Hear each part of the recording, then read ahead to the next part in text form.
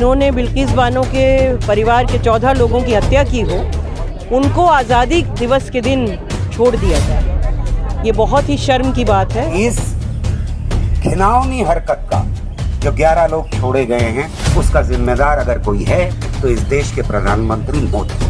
बहुत ही शर्मनाक है। मुझे तो उस दिन मन करता मैं डूब के मर जाऊं, दोबारा जीने की इच्छा ही खत्म हो गई थी। कह रहे हैं कि ये ब्राह्मण थे इसलिए इनको छोड़ा जा रहा है। ये तो और भी ज्यादा शर्मनाक है।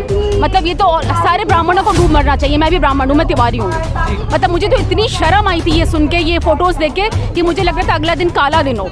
उस परिवार से पूछे क्या होना चाहिए, उनको हैंग कर देना चाहिए। ऐसे मिसाल बने, ऐसे कहाँ बन रहे हैं? इसीलिए तो हम लोग यहाँ खड़े हैं प्रोटेस्ट के लिए। क्यों बार बार प्रोटेस्ट के लिए आना पड़ता है? अन्याय है, हो रहा है, इसलिए प्रोटेस्ट के लिए आना पड़ता है। जो औरत अकेले अपने दम पर रेप जैसे केस के लिए इतनी हिम्मत की कि इतने साल वो लड़ी और अल्टीमेटली वो गए अंदर, और जाने के बाद इतनी इज्जत के साथ वो बरी हो गए, तो ये तो बहुत ही मतलब सारी बिल्किस के साथ ही नहीं, ये सब हम नारी पूरे वजूद है, उसके लिए बहुत ही शर्मनाक। जब कमजोरों के जिस्मों पर नफरत की सियासत रक्स करे और इज्जत लूटने वालों पर खुद राज सिंहासन फख्र करे, तब समझो मजहब व धर्म नहीं, तहजीब लगी है दाव पर।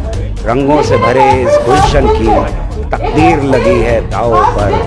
उठो के हिफाजत लाजिम है, तहजीब के इसमें खाने की।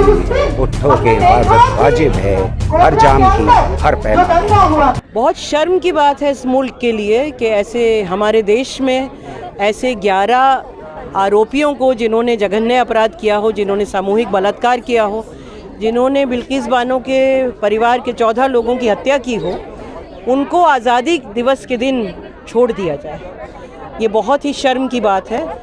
और शर्म करनी चाहिए इस देश के प्रधानमंत्री को और गृह मंत्री को, क्योंकि गुजरात में जो कुछ होता है उनकी मर्ज़ी के बगैर होता नहीं है, और इसमें पूरी उनकी सहमति शामिल है। और उन्होंने एक बड़ा संदेश देश को दिया है कि इस देश में औरतों के हक़ के लिए कोई जगह अब बची नहीं। लेकिन एक तरफ प्रधानमंत्री उसी लाल किले के प्राचीर से ये कहते हैं कि महिला की सुरक्षा, नारी सम्मान, और दूसरी तरफ उनके गृह राज्य में 11 दरिंदों को छोड़ दिया जाता है। इसके पीछे का मकसद क्या होगा, फिर वजह क्या है? कहते हैं दुनिया को दिखाने के लिए, करते वो हैं जो उनकी राजनीति है। और आज से नहीं, हमेशा से आरएसएस जब से बनी है तब से यही करती आई है। हमारे प्रधानमंत्री भी आरएसएस के प्रचारक हैं, उन्हीं की बोली बोलते हैं। बोलते एक चीज़ है, करते दूसरी चीज़ है। लेकिन अपराधियों को छोड़ना ये भी एक मसला है, लेकिन उन्हें संस्कारी बताना और ब्राह्मण बताना ये भी तो बड़ा मसला है। संस्कारी ब्राह्मण बता रहे थे, लेकिन इसमें हैरानी की क्या बात है? उनकी वही सोच है। उन्होंने हाथरस में क्या किया? हाथरस में जब एक दलित लड़की के साथ बलात्कार हुआ, उसकी बॉडी जला दी गई, तो उसमें क्या किया? उन्होंने कठुआ में क्या किया? वही बलात्कारियों को मालाएं पहना रहे थे, इन्हीं के बीजेपी के लोग थे।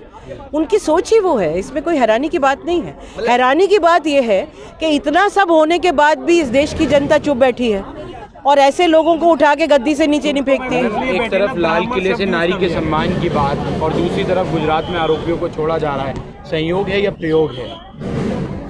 प्रयोग है, पुराना प्रयोग है, नया नहीं है। आरएसएस हमेशा यही करती है, कहती कुछ है, करती कुछ है, और वो ही कर रहे हैं। क्या बिल्किस बानो को इसलिए छोड़ा गया, उनके आरोपी को इसलिए छोड़ा गया क्योंकि वो सभी हिंदू थे और बिल्किस बानो मुसलमान थे? इसलिए भी छोड़ा गया, लेकिन इसलिए भी छोड़ा गया कि नफरत की भट्टी में जब तक लकड़ियां पलती रहें, जब तक आग जो है दहकती रहे, तब तक अच्छा है। मोदी कैबिनेट में 11 महिला मंत्री हैं, स्मृति ईरानी हो, मीनाक्षी लेखी हो या फिर निर्मला सीतारमण हो, अभी तक किसी ने एक लफ्ज़ नहीं कहा। वो बोलती कब है?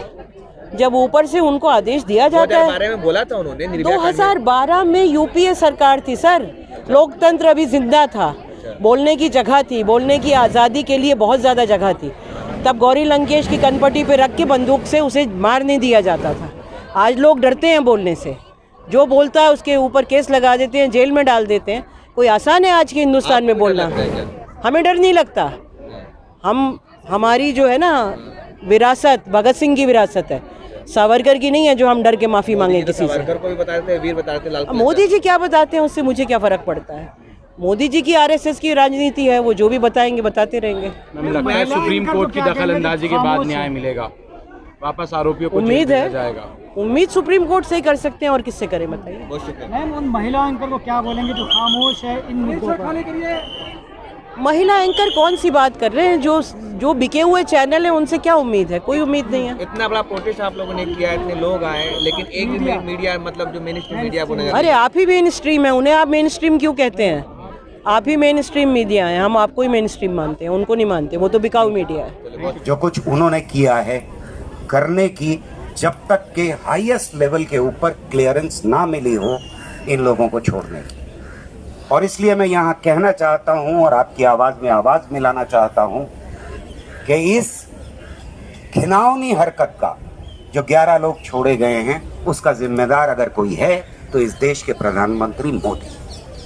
नज्म जख्म, जिस्म पर जख्म है, आंखों में लहू उतरा है, आज तो रूह भी लर्जा है मेरी, जहन पत्थर की तरह सख्त बेजान सा, मफलूज सा, बेहिस बेकार, इसमें चीखों के सिवा कुछ भी नहीं, कुछ भी नहीं, कुछ भी नहीं।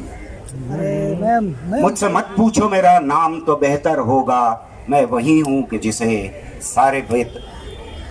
सारी बदमस्त बहारों को परखना था कभी, मैं वही हूँ कि जिसे फूल सा खिलना महकना था अभी, झूमते गाते हुए झरने की धुन को सुनकर मेरे पैरों को थिरकना था अभी, दर्जगाहों की खुली बाहों में जाना था मुझे और एक शोले की मानन धधकना था मुझे, मैं वही हूँ जिसे तुमने जूतों के तले रौंद दिया, मैं वही हूँ जिसे सारे भगवान खड़े चुपकी तस्वीर बने तकते रहे, तकते रहे, तकते रहे, और मेरे जिस्म का हर कतरे खून थपकियाँ दे के सुलाने का जतन करता रहा, मुझको समझाता रहा मौत के पार हर एक जुल्म सिमट जाएगा, तब कोई हाथ तुझे छू भी नहीं पाएगा, मैं वही हूँ जो दरिंदों के घने जंगल में बैन करती रही इंसाफ के दरवाजे पर, जिस्म पर जख्म हैं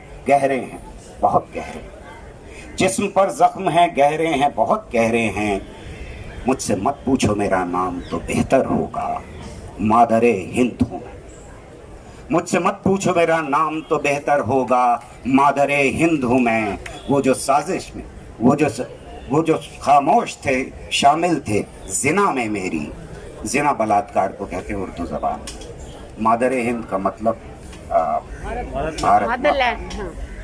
जिस्म पर जख्म हैं गहरे हैं बहुत गहरे हैं, मुझसे मत पूछो मेरा नाम तो बेहतर होगा, मादरे हिंद हूँ मैं, वो जो खामोश थे शामिल थे जिना में मेरी, वो जो खामोश है शामिल है जिना में मेरी, वो जो खामोश है शामिल।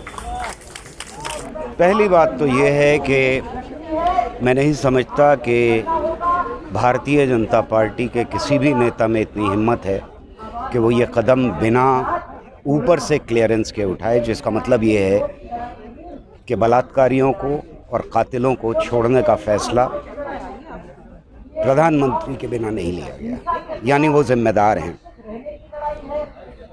इन 11 लोगों को छोड़ने में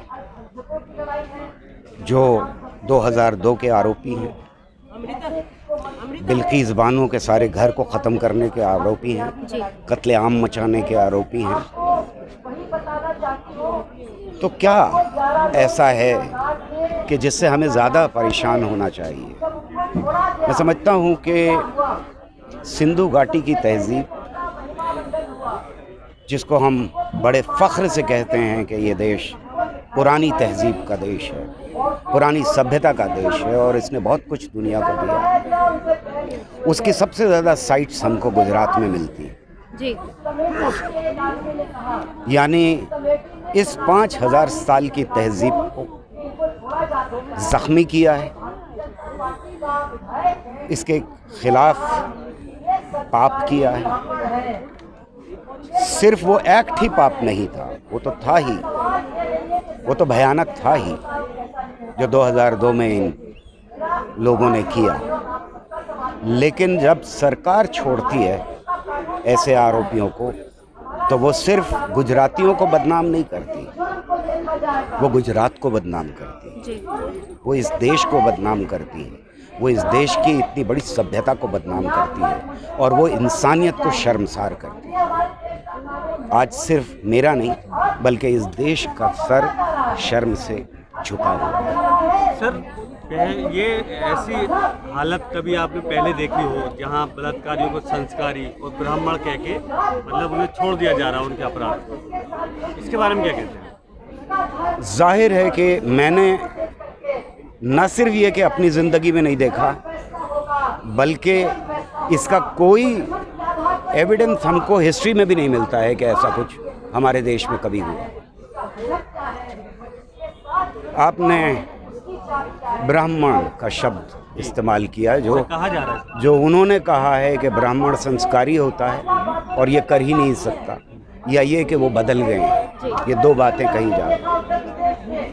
पहली बात तो ये कि ब्राह्मण समाज को इस देश के खड़ा हो जाना चाहिए। जो और सारी चीज़ों के लिए हम खड़े हो जाते हैं, आज वक्त है खड़े होकर के ये कहने का कि हम हिस्ट्री में, हम इतिहास में कभी बलात्कार ही नहीं रहे और जो ऐसा काम करता है वो ब्राह्मण नहीं हो सकता। लेकिन जाहिर है कि हमारे यहाँ समाजों में वो हिम्मत नहीं पाई जाती। दूसरी बात जो कही जा रही है वो ये कि वो बदल गए, वो सुधर गए।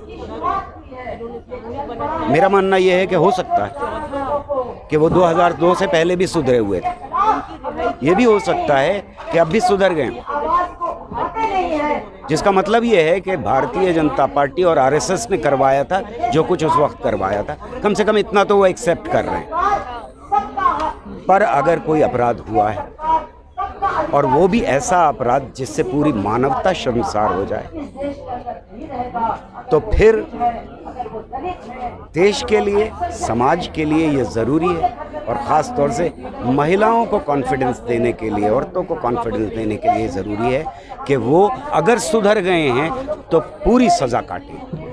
नहीं सुधरे हैं इसलिए शायद उन्होंने याचिकाएं लगाई बाहर निकलने की, और सरकार नहीं सुधरी है इसलिए सरकार ने उन्हें छोड़ दिया। ऐसा करने वाले शायद ये जानते थे कि ये वो गलत कर रहे हैं, जिसकी वजह से एक बड़ा समाज उनके खिलाफ खड़ा हो सकता है, इसलिए उन्होंने संस्कारी और ब्राह्मण शब्द को इससे जोड़ दिया ताकि बिल्किस बानो के मुकाबले एक बड़ा तबका खामोश हो जाए। समझ रहे सर क्या मतलब? बिल्किस बानो के साथ तो जाहिर है कि इस देश की ज़्यादातर जनता के इस वक्त दिल से लोग साथ हैं। लेकिन जहाँ तक आप कह रहे हैं कि ब्राह्मण का शब्द इस्तेमाल किया जा रहा है, मेरा ख्याल ये है कि इस वक्त हमें ज़रूरत इस बात की है कि किसी भी लेवल के ऊपर किसी भी तरह से कोई भी उनके साथ अपना ताल्लुक़ ना पैदा करे, वरना वो भी बलात्कारी ही माना जाए।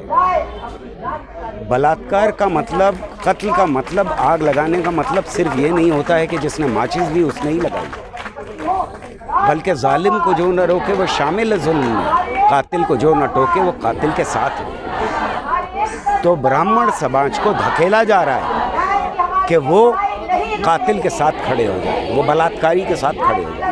समझता हूँ ब्राह्मण समाज को इसके खिलाफ आवाज़ उठानी चाहिए। जब खून में लथपथ हाथों के इस देश का परचम आ जाए और आग लगाने वालों को फूलों से नवाजा जाने लगे, जब कमज़ोरों के जिस्मों पर नफ़रत की सियासत रक्स करे और इज़्ज़त लूटने वालों पर खुद राज सिंहासन फ़ख्र करे, तब समझो मज़हब व धर्म नहीं, तहज़ीब लगी है दाव पर।